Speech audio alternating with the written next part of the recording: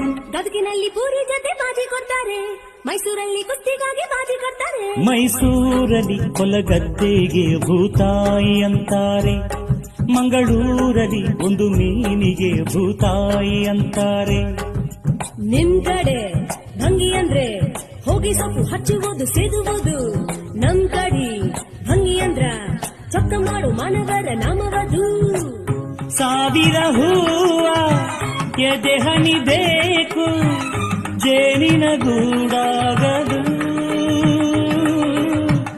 ಸಾವಿರ ಭಾವ ಸಂಧಿಸಬೇಕು, ಕನ್ನಡ ನಾಡಾಗದು.